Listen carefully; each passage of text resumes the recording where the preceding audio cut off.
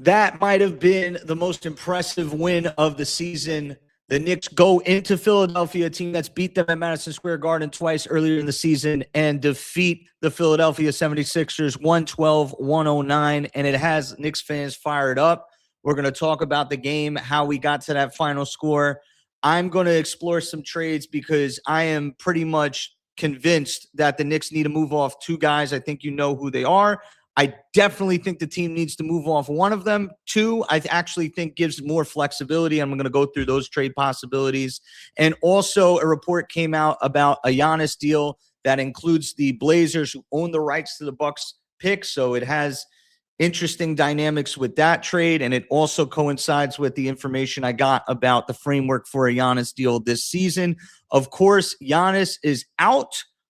His own determination, 4 to 6 weeks with a calf strain. So that's important news to get out of the way. But, man, it was a great win for the Knicks, good for their locker room. It affirms pretty much a lot of the things that they were talking about getting the defensive side of the basketball figured out first and playing with pace, physicality, aggression on the other side. It didn't come without some hiccups, but let me just get my introduction out of the way. My name is Poppa Left. I am the host of Your Knicks. Make sure you like this video, leave a comment in the comment section, and subscribe to the channel so we can get this content out to Knicks fans like you. Couple things for the channel. My minutes restriction has been lifted. I've been on a 15-minute restriction. I am now past that threshold, and I'm ready to go full bore towards the deadline, towards the playoffs, and hopefully the finals. So I'm going to give you guys more content on these recap videos if need be. If it just lands on 15, that's great. Another thing that we did differently with this channel is we started our live play-by-plays. As you guys know on Twitter, I do the live play-by-plays on Twitter, but now I'm giving you guys the visual. I'm going to link up with my guy, Deej, King Deej on Knicks Twitter, to see if we can do the side-by-side play-by-plays. Those are a lot of fun, and you guys can interact during the game, watch the game with us, and get a play-by-play breakdown, but also see the game from my lens, and I can see the game from your lens, and we can watch the game together, and we can grow this community in here in Your Knicks together. I'm really excited about that. Also, I wanted to shout out everybody that subscribed to the channel. I went into the analytics, and I was like, who are you guys? You guys are awesome. And I thought it was just a bunch of people from Knicks Twitter, but apparently you may be on Knicks Twitter, but a lot of the analytics is showing me that it's people just searching for Knicks content and finding me on YouTube. Maybe you know me from Knicks Twitter, maybe you don't, but I really want to get to know you. So leave me a comment. Let me know how you found me. Let me know what you think of my content, what you want to see a little bit more from me, and what you've been enjoying, or maybe some feedback that you like that you haven't liked. But I definitely want to shout you guys out, getting me to 1,000 subscribers. We're about 1,000 hours away from that 4,000 watch hours mark on YouTube. So this channel is about to grow even bigger. But I honestly, from my honest, soulful appreciation to you, I did not think that this channel was going to get to 1,000 this quickly. I thought maybe past the trade deadline, definitely in the playoffs, maybe get an uptick. But I'm so excited that you guys are here with me on this vision, and we're able to talk about this team together. I'm every day just fired up about this team. Since I was a kid, the 99 team, I'm 35 years old. So when I was 8 years old, the 99 team was my first team that I followed every day. And I've been in this journey to get a championship ever since, dating back to even before the Marbury trade, when the Knicks were running around with Clarence Weatherspoon and Othello Harrington going block to block. And people get at me and they're like, you're miserable. You're miserable. I'm like, well, what do you want me to be? The team is on a 53-year title drought. And I'm excited about our prospects of being in contention, but I am going to hold them to their goals. And they don't really have goals. They have a goal, the highest goal. So I have to hold them accountable to the goal. I always make this analogy with like the Bible. And in the Bible, Old Testament, Moses, big time prophet, right? Leads his people out of bondage, gets them in the journey towards their promised land, right? And he makes one little mistake, and God tells him All right, come on top of the mountaintop. That's where Martin Luther King Jr. got the mountaintop. I've been to the mountaintop. I may not get you there, right? God takes Moses to the mountaintop and buries him on the mountaintop. I know it's a Sunday, so you get a little bit of church with me too. He buries him on top of the mountain. He lets him see the promised land, but he doesn't let him in because God held him to a high standard. He let the people that he led into the promised land, he let them in because he didn't hold them to a higher standard than the leader. When you want to be great, you got to be held to great standards. I'm sorry. Like the little naggiest parts of the rotation, the naggiest parts of Mike Brown's decision making, the naggiest parts of the front office. You know me, like I am going to tell you right now, don't trade that Wizards pick if it's for a marginal upgrade. Those are 2 second-round picks in consecutive years that pretty much are in the same spot of evaluation as the picks you gave up for Mikal Bridges. I'm getting way too ahead of myself, but with the minutes restriction lifted, I'd be all the way in the third quarter of last night's game, and now I'm able to just go in and monologue and talk about this team the way that I know how, and I'm really excited, and most importantly, I'm excited that you're choosing me to enjoy your Knicks content. There's a lot of talent out there, and I really appreciate you guys sharing your time with me, whether you be in the car, whether you be at home, whether you be watching on TV, wherever you are. I really appreciate you. Let's start with yesterday's game and really build what the conversation was going into last night. The Knicks lost 2 games against the Philadelphia 76ers at home. Now, granted, they were off back-to-backs. The Knicks had a front end against the Indiana Pacers off the NBA Cup. Remember, they had that thrilling victory with Jalen Brunson hitting the game-winning 3 against Andrew Nembhard. And then they played the Sixers the following night, and they were in a tussle. And then in the fourth quarter, the Sixers pulled away. Then they had a back-to-back. It was a Friday game against the Atlanta Hawks. The Knicks went down by 25 points against the Hawks. They fought all the way back to cut it to about 9 points, and then the Hawks ran away with the game. And then the following night, the Knicks pretty much did the same shtick against the Sixers, and they got dominated. And Philadelphia fans, rightfully so, were like, we have your number. We have the better backcourt with Maxey and Edgecombe as a duo, right? Maxey and Brunson kind of level each other off. You guys can pick Maxey or Brunson depending on your style, probably depending on your fandom, if we're being real. But, Edgecombe is definitely better than anything that the Knicks are throwing out there in the backcourt, in terms of dynamic athleticism and future prospects of what both teams are looking at, right? Edgecombe would never go to the Knicks for anything that the Knicks have other than Brunson in the backcourt, right? And then you have Embiid. That's, people, like myself, pretty much said that this dude is washed. This dude is finished. Like, he's circling the drain. Like, forget about it. Build around Maxey and Edgecombe. And then Embiid recently, he played 40-plus minutes against the Rockets. And they beat the Rockets team who beat the Pistons 2 nights ago. So this was a big game. On top of the fact that this Knicks team just got off some locker room drama, off the heels of losing 9 out of 11 games. They beat a Brooklyn Nets team by 54 points, and people dismissed the win. And I can agree why, right?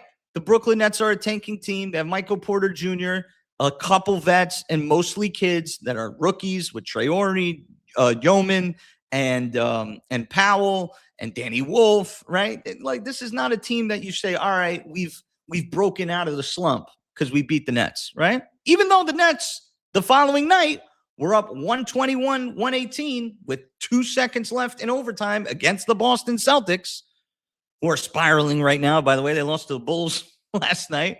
But the Boston Celtics tied the game up off of a Hugo Gonzalez 3, and they ended up beating the Nets, and Nets team that we beat by 54. So these guys are still matched up. It's still guard versus guard. It's forward versus forward. It's center versus center. It's coach versus coach. It's pro versus pro. Any team can be got. If we didn't learn that lesson against the Mavericks, I don't know when we were going to learn it. And apparently we did learn it on Wednesday night when we took care of the Brooklyn Nets. The Knicks then had 2 days off to really think about not just the importance of this game, but the fallout in terms of the conversation of this game leading up to the trade deadline. Is this a team that you can trust to go forward past the trade deadline as is, Or is this a team that you need to make a major change to? And I'll tell you what, going into the game, the variable was if they win the game, it'll give you confidence. If they lose the game, I have some questions. And I'm going to be very honest with you. We won yesterday's game, and I'm going to go through everything that I liked, and I liked a lot of it. But the most important part of my watching experience yesterday is that I do not believe in this core seven past this trade deadline. I just don't. I don't believe in it. So I'm going to get to that part of it. And I think you know whom I may have some trepidation or concern about. But let me get into the game because it was a spirited win and it was a team win. And the Knicks can win in spite of some of their flaws. But I don't know if this is something that I want to sign up for in a championship or bust season. But first, let's get into the game, right? Knicks start off, they're hitting shots. They're in rhythm. Karl-Anthony Towns hits a three. And Embiid is, rummaging his way through the lane. He was on fire. He had a total of 28 points in the first half. Knicks can stop him for nothing. But our offense was super efficient. Brunson was going early. I think there was a part of the game, first 11 points or so, where everybody got on the board. And Obi got on the board. Brunson got on the board. Bridges got on the board. KAT got on the board. Everybody was touching the ball. And I got to say, Jalen Brunson had one of my favorite games he's had all year. He didn't have the moment. He didn't have the crossover. He didn't have the 40-point performance. He didn't have any of these. But he was super efficient running that offense under a lot of pressure. And like we saw in the Mavericks game, like I told you, I dug deep into that Mavericks game and I tried to find something positive or something noteworthy. And it was McBride playing on ball and Hart playing on ball and Mikal playing on ball with the ball and Brunson off ball.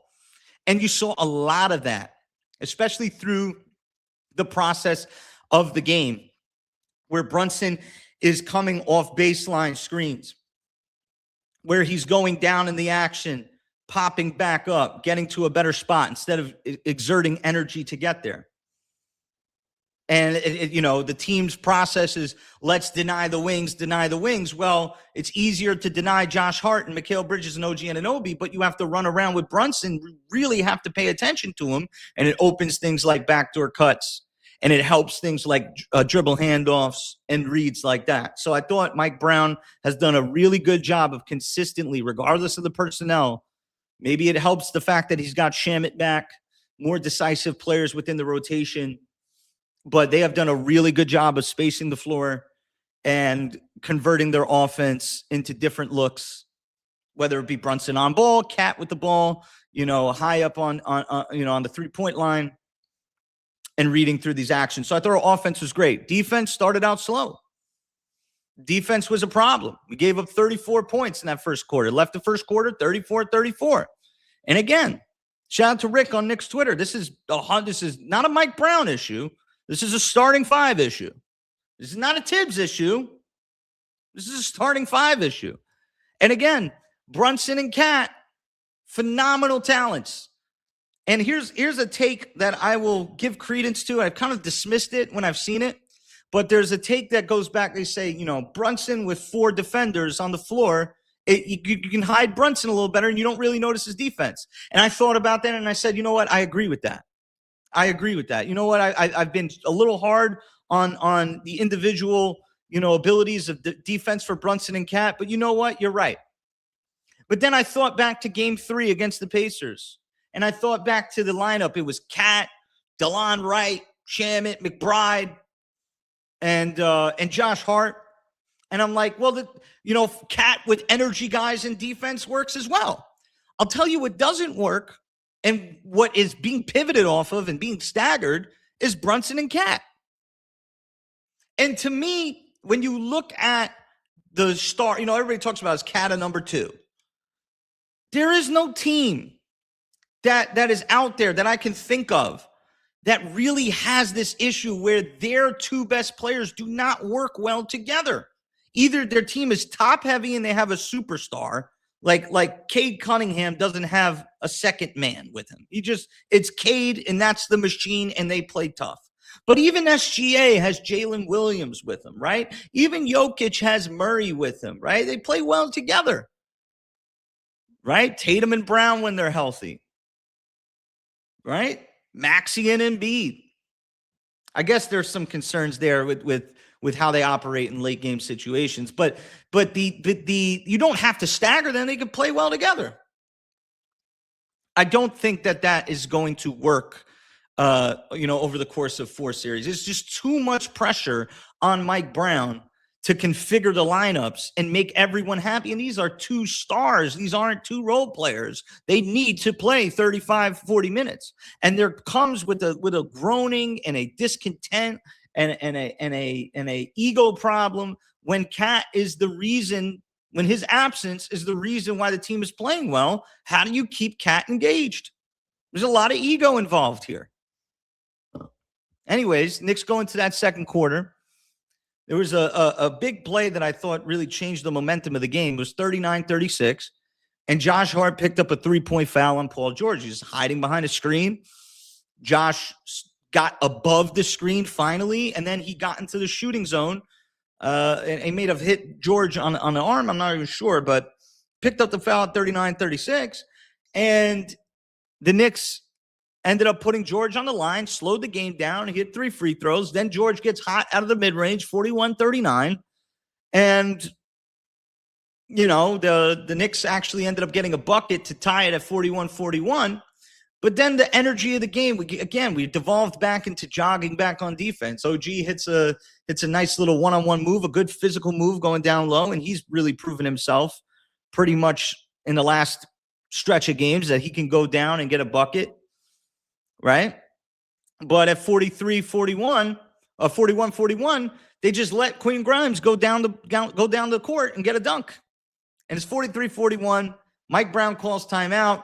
Out of the timeout, Josh Hart hits a 3, 44-43. But then from that point on, the Sixers took control of the game. It was 51-45. And I thought at 51-45, there was a big moment for Jalen Brunson, who managed this game perfectly. I mean, he was like Joe Torre in his prime. What a managing job by him. He gets the pressure from Paul George full court. He navigates and rejects and plods his way through screens from Mitchell Robinson, and he found the glass, and he got a layup 51-47. Then Josh Hart picks up an offensive rebound off of Mitchell Robinson miss, and he finds Brunson in the corner, and he hits a 3. And I felt like that was a part of the game that collected the scoreboard. Sometimes it's not even just about the process. Sometimes it's the result. People are looking up at the scoreboard, seeing where they are in the game. And I always feel on the road, you got to keep it within a single-digit game, mainly a 2-possession game, and put pressure on that home team to close you. And I thought even when the Knicks struggled in that second quarter, right, they left that second quarter down 4 points, I believe, 64-60. And there was 2 back-to-back quarters of not playing really good defense. I thought they hung in there. And I think Jalen Brunson even said, I like the way we fought. And I'm telling you right now, I'm pretty sure he was talking about how they stuck in there in that second quarter and they didn't let go of the rope. Because that was the problem for a lot of these games. Knicks being around in the second quarter, and then just they let go of the rope. 11-point game, 12-point game, 15-point game. So they never let that game get past 6. Knicks started the second half. It was 64-60. Then it became 68-62. And then the Knicks went on a 15-0 run. And the biggest change was the Knicks couldn't stop Embiid in the first half.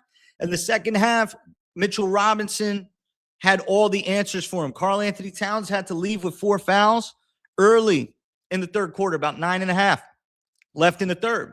Mitch comes in. Didn't really fare well against Embiid in the first half, but in that second half, he was dominant. His defense, and it just wasn't on Embiid. It was on Paul George in switches. Mitch was everywhere. And then the Knicks started to pick up their engagement as a unit with Mitchell Robinson anchoring the defense. And again, this goes back to what people say in Knicks Nation about, put Brunson with a rim protecting center and some guys who can defend on the perimeter with him, and you can hide Brunson better. And the Knicks ended up, it was a stretch of the game where they went up 30-13 in that stretch in that third quarter. And also there was 15 minutes of the game from the beginning of the second half to 3 minutes gone by in the fourth quarter. 15-minute stretch where the Knicks gave up a point a minute. This is a team that's giving up 3 points a minute. So in total, the Knicks over the last 3 games, yes, the Nets game counts. They've given up 96 points per game in their last 3 games on defense. Right? This is a league where the top team that points allowed is Oklahoma City Thunder with 108. It might give Tibbs a heart attack, but that's a good defensive night. 108. The Knicks have been giving up 96 a night. And honestly, since that second half against the Mavericks, the Knicks have been playing incredible defense. With the exception of that first half against the Sixers, the Knicks really have been locking down, clamping down. And it was Mitch, it was OG, it was Mikal, then it was Shamet, then it was Brunson. And the Knicks took care of business in that third quarter. And they started to extend their lead. And even Ariel Hukporti came into the game in that fourth quarter, and he showed size. It was one possession where Embiid had Hukporti on him, and he double taked. And he was like, oh, wow. And it kind of reminded me of those old LeBron Warrior series where no one can guard LeBron, but you got to throw Iguodala on him. You throw Draymond Green on him. You throw Festus Ezeli on him. That's what you're going to have to do in the playoffs. So Hukporti, there's a guy that went down to Westchester the night before, jumped on the floor, and all of a sudden he's making a MVP level caliber player think twice about how he wants to attack him. Because remember, he was attacking Mitch. He probably thought about the rhythm he wanted to go with Mitch in terms of how he felt. Now he's looking at Hukporti. I'm not saying Hukporti's better than Mitch, right? But Hukporti's a different body, a different guy, and he made Embiid think. And also OG was guarding Embiid later in the game when the Knicks had to go small ball 5. So I thought that was impressive that they were able to hold Embiid to 10 points in that second half. He had 28 in the first, and then he had 10 points in the second half. So that was a tremendous job.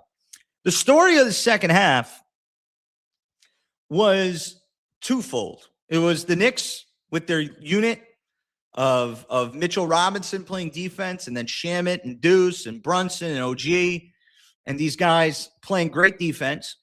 But then it was Mikal Bridges who had a stone-cold stunner Austin 316 performance. He went 3 for 16 yesterday, and some of these shots weren't even close. So clearly he's in his head. Clearly he's thinking. He had one look at the end of the half where I'd be honest, there's 2 layups, 2 attacks to the paint that he had in this game. If he had converted on both of them, I would have accepted 3 for 15. He had one look in the first half where he caught the ball, he attacked downhill, he went up. It was not a great take, but he attacked the paint. He got a foul on Embiid. I was shocked. And this was at the point of a game where the Knicks were just shooting every possession, and they really needed someone to go downhill, and I was shocked that it was Mikal.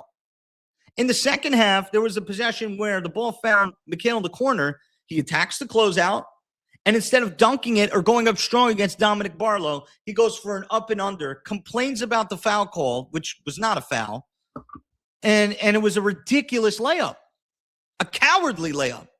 And that is my problem with Mikal Bridges. We were sold a guy that was a two-way wing, and right now, I'll tell you what he is. Isolation defense, pretty much as good as you can get on the wing. Isolate, he's good. If you have to one-on-one, 5 seconds left, beginning of a possession, sure, he can lock you down. You put him on screens, he's toast. So there's ways to neutralize his defensive impact. You put him through screening games, you find a weaker defender. He doesn't really do well through contact of the screens. There's players on this team that do better. Shamet, Hart, Deuce. They do better through screens than him. He doesn't navigate screen. And then on offense, every shot he takes is acceptable by our opponents. His shot diet is very just oh-ho-hum. His three-pointer is not knocked down. His mid-range is like an acceptable shot by our opponents. And yes, there are times within a series. Last year against the Celtics or against Detroit. Not going to include against Indiana because he was a no-show against Indiana.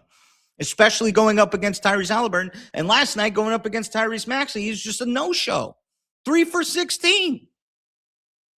And I'll get to the consequences of what I think about Mikal and especially KAT, and I think you guys know what I'm coming from. But the story that I came out of that second half was it's clear who the softies are in the Knicks lineup, in the rotation. It's Mikal and it's KAT. And these guys are veterans. It's not going to change. It's not going to become something different. Guys can focus. They could luck themselves into a good performance. They're far too inconsistent in the way they've bred their game, the way they've evolved themselves into the professional light of basketball. It will not change. These are who these guys are. Hart out of the mud. McBride out of the mud. Shamet out of the mud. Mitchell Robinson out of the mud. Jalen Brunson out of the mud. Right? Anunoby, he's a good profile, but 23rd pick out of the mud. Mikal and KAT are our only lottery picks on this team. And they play like they're entitled to not get down and dirty. And I don't like that. And I don't think we can survive both of them, to be honest. And I love them. They're a Knick. I'm going to love them until they're not a Knick. But part of the way I love on people is I'm going to tell you when you're messing up. And I hope the same in return.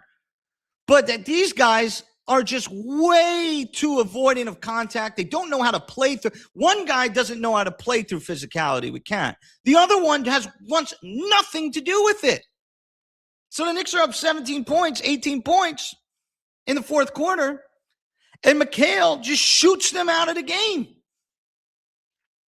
The Sixers come right back into the game.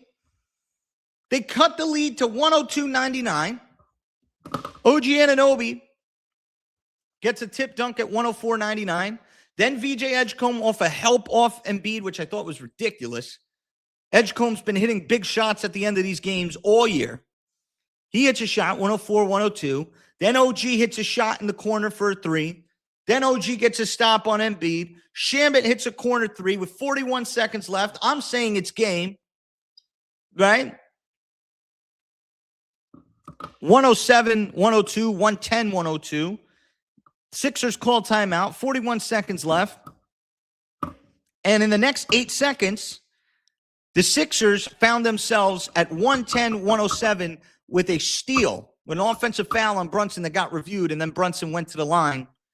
And the Knicks flirted around with giving this game back. Even at 112, 109, Maxey had a possession. He anticipated the foul, and it did look like Shamet was trying to give him one. And as he felt the contact, he threw the ball up. And kudos to him. I love Tyrese Maxey because he's not a complainer, man. That dude plays the game with such a great spirit, man. I will never troll that dude. I hold my breath when he plays. Even though he traveled earlier in the game, he took like 6 steps into a three. It was like an NFL blitz level. The game must even out kind of play by the officials. But a lot of talk about the officiating at the end of the game. Sixers fans say the officials suck. Knicks fans say the officials suck. These guys get paid. Their salary caps are collective like $180 million. Like I'm not looking at part-time lawyers and accountants and retired Navy SEALs. I don't know what these guys do. Like I am not looking at them and holding the accountability to the officials. I am never going to be that guy. But the Knicks, they survived and they got the win. And it was a great win. It was a great win. It was a win that they needed for their locker room confidence to affirm what they've been talking about. Sure, they could have affirmed it through their effort, but the execution, it's effort and execution. It's the 2 E's for this team. This team needs to be able to say, when we step our foot on the gas, we impose our will on the game. Through 48 minutes. Through 48 minutes, this is not a team that's going to jump on the floor and physically impose itself. Our best player is 6'2". He's small. Our other best player is kind of like aloof, goofy, great shooter, but not a physical presence. On defense and on offense, you can rough him up a little bit. We're a team that's going to have to navigate through our rotation before we find exactly what it is we want to do. And my issue is what team navigates through their rotation and sits $75 million. And next year, it'll be sitting close to $90 million.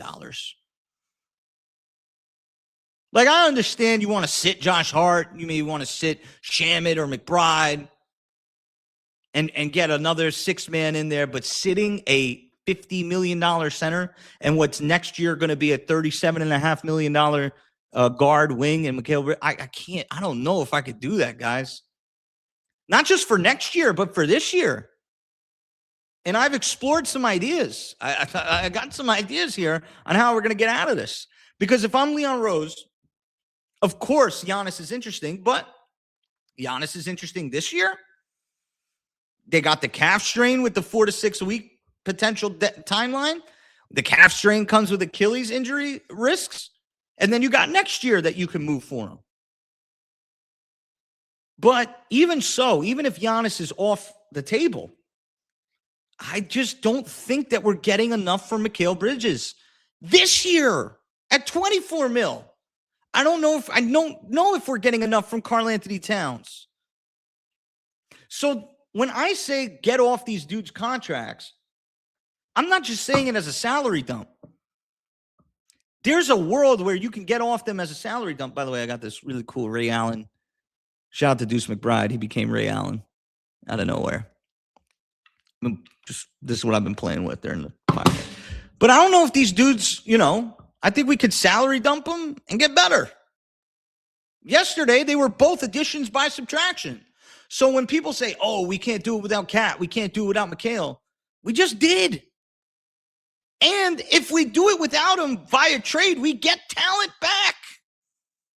We adjust the personnel. We adjust the profile. So let me go through a couple deals that I came up. Here's number one, by the way. This one's crazy, but picture the lineup. Picture what we lose. Picture what we gain. Don't freak out. We trade KAT to Memphis. We get Jaren Jackson back. You got to make the money match, okay? I'll leave that up to the KAT people. Then we trade Mikal, get some picks back from Atlanta, and we get Kristaps Porzingis. Think about the spacing. Think about the length. Think about the defense. The 48 minutes of Mitch and KP. You already employ Karl-Anthony Towns to space the floor and shoot. KP can do that. KP can rim protect. I don't know what's going on with his illnesses. I don't know what's going on with that. That's a risk. And you're basically dumping Mikal. You're dumping Mikal. You don't want to pay him. And again, people talk about the 5 picks. I'm done with the 5 picks. We're never going to get them back. 4 years, $150 million. That's what I'm worried about now. $37.5 million a year. The way this guy plays is like a rookie, man. It's like the unsurety of himself. I can't accept 3 for 16 at $24 million. I'll be damned if I accept that at 37.5. And he's not helping us right now. Not enough. He's guaranteed minutes. And again, he's not the worst. I'm not dumping on Mikal and saying, like, you can't win with him. I'm just saying there's ways to get out of this. And I don't know if we get worse, and I think we could get better. Imagine Jaren Jackson defending on the wing with OG and Deuce, right? And Mitch and KP. Look at the length we got there. Look at the rim protection we got there with Jaren Jackson and KP and Mitch and OG. Imagine trying to get a layup on the team. Now, what do we lose? We lose the offensive, shot creation by Karl-Anthony Towns. But if you can't stay on the floor, if you can only play 16 minutes because you get fouled out, You can't create from the bench. So that was my first wild idea. And to be honest, Jaren Jackson and KP, there's no adjusting there. Those dudes know how to play ball. Here's my other one that I had. Mikal and Deuce and Yabu for Murphy to the Pelicans for Murphy and Kevon Looney. Now, you give up Deuce to go from Mikal to Trey Murphy. But again, think about the contract. Think about having to pay Deuce. I love Deuce at $4 million. One of the best contracts in the league. I'm not so sure I love Deuce at $20 million a year, which is probably what he's going to get. Nickeil Alexander Walker, similar statistics. He's getting about $16 million a year. I think Deuce is going to get maybe a little bit more, especially with the game that he's developed. So you're going to have to pay him. But here's the thing. When you lose with Deuce, you go from Mikal to Trey Murphy. Trey Murphy will go down in the lane. He'll get you an and one. He'll attack a closeout a little bit better. He's more athletic. He's more willing to bang, man. I'm not calling Trey Murphy some super jumbo wing that plays a physical game, but he can shoot. He's a little bit more knockdown from what I see. And his contract is only $27 million. That's a $10 million saving. And that opens that allows you to re-sign certain guys and bring other guys in. Now, I don't know if the Pelicans would do that. Also, you get Kevon Looney out of it. And then it opens up KAT, whether you want to trade KAT. Here's another one I got. Mikal for Kuminga. Kuminga, if he's healthy, last 30 minutes of basketball that he's played, 10 for 13, 30 minutes, 31 points. Super efficient, goes downhill. He could slam it on Anthony Edwards. He could slam it on Jaylen Brown. Defense, I'm not even so sure about Kuminga. I don't know what it's like. But again, it's a deal that keeps in mind the fact that you're going to have to pay Mikal 4 years, $150. And again, it addresses a need on this team. We need guys that aren't just so casual, just standing around the three-point line. We need guys that can finish in fast break off of misses, off of turnovers. We need guys that can break down a half-court shell and attack the paint and suck in the defense and then spray. This is a guy that can do it. And Kuminga. And then you probably get some picks back too. Probably get some seconds back. Maybe not a first, but this is a team. They do not like Kuminga over there in Golden State. The coach does not like him. He might like Mikal a little bit better. They got money that's going to come open to them over the next couple years with Butler probably on his way out, right? And Butler's out for the season. So it helps them for sure. For us, I'm not exactly sure. Here's a salary dump. Here's definitely a salary dump. Because I'm frustrated watching. By the way, guys, Mikal went up against Max Christie the other night. If you're defending him while you're listening to me, he went up against Max Christie the other night and he scored 28. Max Christie did. Mikal scored 7. So spare me, okay? If you're crying at home, please spare me. $37 million. How about Mikal to the Mavericks for Najee Marshall and Daniel Gafford? Then you look at KAT. You could trade KAT for a high-price wing. You get Marshall in off the bench scorer. Gafford, your rim protector. Now you can move KAT, and you can go get a wing. KAT and Kawhi's contract matches up. KAT and Levine, maybe. Right? There's ways to move both of these guys and get better and not be attached to these ridiculous contracts. And again, they're just I just want to get more physical. I just want guys that are willing to bang. And when they bang, they don't get called for fouls. This is the worst one I have.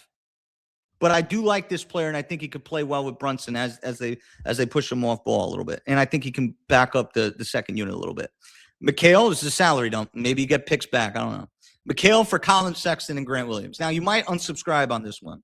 I do admit that one is an I expect some unsubscribes, but over the course of time, it's like buy the dip for sure.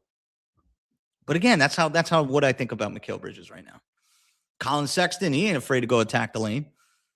Now, if you just think about it from that perspective, he ain't afraid of it. Grant Williams is a guy that I actually think is a winning style player, and he's just got off his ACL injury. He's finally starting to, I think it was an ACL or Achilles, I'm not sure, but he's finally starting to get back into the rotation and play. Maybe you get Moussa Diabate in that deal as well.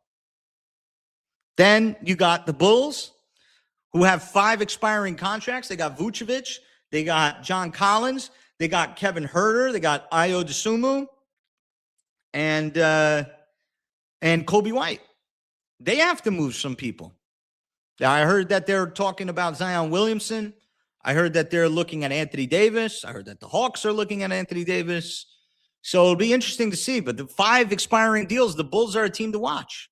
The team that's coming in to Madison Square Garden on Tuesday night, Scott Perry, has a relationship with the Knicks, obviously with Leon Rose. So we'll see. On top of all that, before this video is over, Jake Fisher, who never gets anything right, but it's fun, it's fun to watch. I don't know. Maybe that's a little too harsh. Maybe he does get some things right. I've certainly got things right, and people have told me I got things wrong.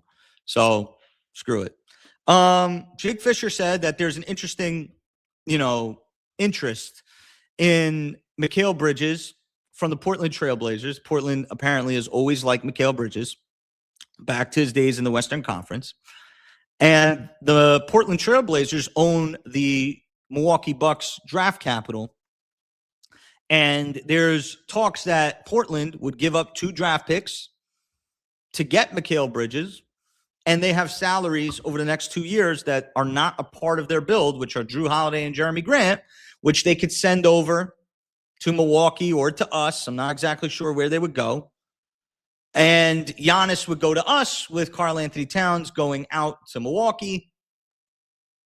And that's the framework of the deal. According to the conversations that I've had with somebody that's in the know with the Knicks family, whatever. The Knicks is a family. It's like a synonymous thing. So don't look too much into that. But the framework of the deal, like I talked about on the show, was KAT, Mikal, and Deuce. And that's what Jake Fisher and all these guys and Sam Quinn does a good job out there in New England. That's what these guys have been moving around. Now, Giannis, there's an issue. I don't know what you guys think about that with the calf strains. Somebody I pointed to Christian McCaffrey with the calf strains. He was like nagging all year, and it's like a ticking time bomb with the Achilles. Even if you're not gonna tear the Achilles, it's a ticking time bomb. And you look at the risk that's involved there. But again, it's like if KAT and Mikal is who you're giving up, you played with Shaman and Mitch last night. And you won against a team you couldn't beat. So, everybody's like, I don't know if I want to go, but you're getting rid of players that are not playing well, who you have to pay top dollar. So, the Giannis stuff is interesting. And I'll tell you what, Giannis is holding the whole trade talks hostage. I'm sure the Knicks want to trade Yabusele right now, and they want to go get Alvarado. I'm sure they want to do it. That deal's been talked about for, those are 2 dudes that are not playing. One gets 5.5, the other gets 4.5. Everybody knows that they're lined up together. The thing is that Yabusele's $5.5 million. That's a big chunk of change, especially when you're trying to match salaries. The Knicks must be talking about something else other than Yabusele for Alvarado, or else they would have got that done. Right? They would have got that done by now. So think about it, folks. I think that's if the Knicks get that deal done, it's because they've pretty much pivoted off the big deal. They're looking at the big deal. And I want to say one last thing. This Wizards pick that the Knicks have is not a fake pick. Stop saying that, that'll never convey. It'll never be a first. It's just 2 seconds. It's not 2 seconds, and then just think about it like that in 2 seconds. This is a pick. The Wizards are going to be a bottom 5 team this year. They're tanking. You look at their cap sheet, they have nothing. Trae Young and Alex Sarr, and then after that, they have nothing. They're going to lose 60 games. Okay. They're going to be a bottom 5 team. So that's going to be a top 35 pick. The Knicks are going to be a top 5 team. That's going to be a bottom 5 pick in the first round. At that point in the evaluation, we're talking about 25 or 27 to 35. That is the same crop of talent. So when people said the Knicks traded 5 picks for Mikal, I know it's disgusting, but that is the Wizards pick. It doesn't have the stain and the glory of a first rounder, but on draft night and in the cap sheet, a second round pick is super valuable. The entire Knicks team is built into that 23 to 36 range. OG Anunoby, 23. Emmanuel Quickley, 25. Traded for OG Anunoby, right? You got Mitchell Robinson, 36th overall. Jalen Brunson, second round pick. Josh Hart, 30th pick. I can go up and down the list. Deuce McBride, 36. Ariel Hukporti, last pick of the draft. So don't tell, again, the 2 players that I don't want on this team are 2 lottery picks in KAT and KAT. So if you're going to be a Knicks team that doesn't have their first round draft picks for the foreseeable future after this year, I do not want to give away 2 consecutive top 35 projected picks in these drafts where the game has evolved. It is not just Americans playing basketball. It is for decades. The rest of the world has joined the party, and they're all ready to ball out. I'm not giving that away. Especially for a team that needs good value. The Deuce contract can't last forever. Right? Mitchell Robinson's contract, it cannot last forever. We cannot just have guys holding down this team and making up for their lapses in the cap sheet, forever without the young players performing. That's why the first video on this channel is a DOR video, right? I'm obsessed with the value. And again, my disdain for Mikal Bridges, there's a basketball reason for it. My disdain for Karl Anthony Towns, it's a basketball reason for it. If their contracts were good, I probably wouldn't be talking about it too much. The fact of the matter is the Knicks had to maneuver around a game and drop $75 million on their bench to get the best lineup on the floor. Nobody else is doing that. No one else is doing that. No contender. Nobody's doing that. OKC is not benching SGA and Jalen Williams to get better. Right? Even the Pistons, they rely on Tobias Harris. He plays that role for them. The Cavaliers are not benching Garland and Mobley and Donovan. Those are who the guys that they're playing, right? So, we just have to get better from those 2 guys right now. And yeah, sure, everybody else could be better. But I'm just saying, if it's not Giannis, I don't think it's just shelve it up and we'll talk about it next year. We need to start getting more physical. And got one guy in KAT plays physical, but he can't handle it. The other guy in Mikal just doesn't want to do it. And that's never going to change. So with that said, let me know what you think about yesterday's game. What stood out to you? I want to get this out of the way. I thought it was a really good win. I thought it was even better than the Spurs win. But this one counted. And we needed this win. Especially at the point in the season, the Knicks could have survived the Spurs lost. Much more they could have survived the loss to the Sixers. Losing 3 to the Sixers and then having that Nets game washed away. Now the Knicks are on a 2-game winning streak and they're headed out, back home to play the Kings and hopefully get, a win against the Kings and get 3 in a row and start to separate themselves from this pack of playing teams, that we've found ourselves with.